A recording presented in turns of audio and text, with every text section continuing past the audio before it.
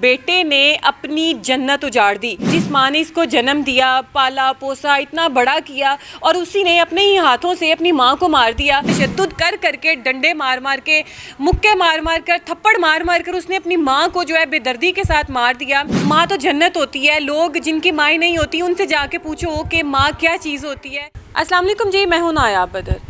ناظرین، عارف والا میں ایک بہت ہی افسوسناک واقعہ پیش آتا ہے جہاں پر ایک بیٹے نے اپنی جنت اجاڑ دی، یعنی کہ اس نے اپنی ماں کو اپنے ہی ہاتھوں سے مار دیا، اپنی ماں کی جان لے لی۔ اب ایسا کیا واقعہ پیش آتا ہے کہ اس سفاک آدمی نے، اس بے درد بیٹے نے، جس ماں نے اس کو جنم دیا، پالا پوسا، اتنا بڑا کیا، اور اسی نے اپنے ہی ہاتھوں سے اپنی ماں کو مار دیا۔ تو جناب یہاں پر جو ہے لو میرج کا معاملہ تھا کہ نور بی بی اس عورت کا نام تھا اور جہانگیر اس آدمی کا نام تھا جو نور بی بی کا بیٹا تھا، اور جہانگیر نے اپنی ماں سے یہ مطالبہ کیا کہ میں فلانی جگہ پہ شادی کرنا چاہتا ہوں تو برائے مہربانی وہاں پہ شادی کر دیں۔ اب ایسے ناظرین، ہم جس سوسائٹی میں رہتے ہیں ایسے بہت سے معاملات ہوتے رہتے ہیں کہ کبھی پیرنٹس نہیں مانتے ہیں، کبھی لڑکی کے پیرنٹس نہیں مانتے، کبھی لڑکے کے پیرنٹس نہیں مانتے، اور دونوں میں ایسا تضاد جو ہے وہ دیکھنے کو آتا ہے، تو کوئی نہ کوئی ایشوز جو ہیں وہ کریٹ ہوتے رہتے ہیں۔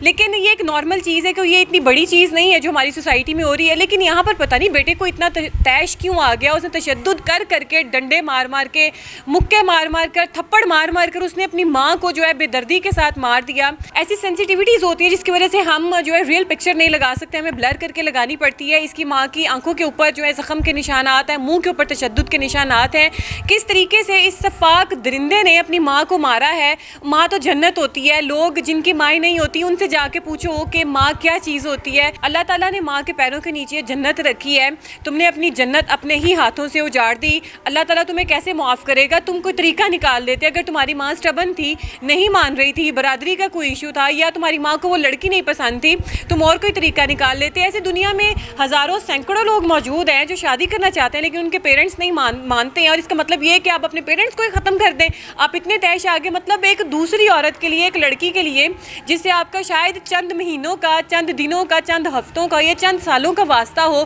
اس کے لیے آپ اپنی ماں کے آگے کھڑے ہو جاتے ہیں، اور کھڑے کیا ہوتے ہیں؟ اپنی ماں کو ہی مار دیتے ہیں۔ اور ایسے سینکڑوں واقعات ناظرین جو ہے افسوسناک ہم رپورٹ کرتے رہتے ہیں، ہمیں دیکھنے سننے میں ملتے رہتے ہیں کہ جو ہے یہ ایسے اولاد نے اپنے ماں باپ کو مار دیا، بہو اور بیٹا مل کے ماں کے اوپر تشدد کر رہے ہیں۔ ایسے واقعات بھی دیکھنے میں آئے۔ اب یہ جہانگیر نامی جو بندہ ہے، اس نے اپنی ماں کو اس قدر تشدد کا نشانہ بنایا کہ اس کی ماں زخمی تھی، اور زخمی حالت میں ہاسپٹل اس کو منتقل کیا گیا تھا، لیکن وہاں پر یہ زخموں کی تاب نہ لا سکی اور اس دنیا سے کوچ کر گئی اور اس دنیا سے چلی گئی اپنے ہی بیٹے کے ہاتھوں، اپنے ہی لختے جگر کے ہاتھوں۔ تو ناظرین، یہ بہت ہی افسوسناک واقعہ تھا۔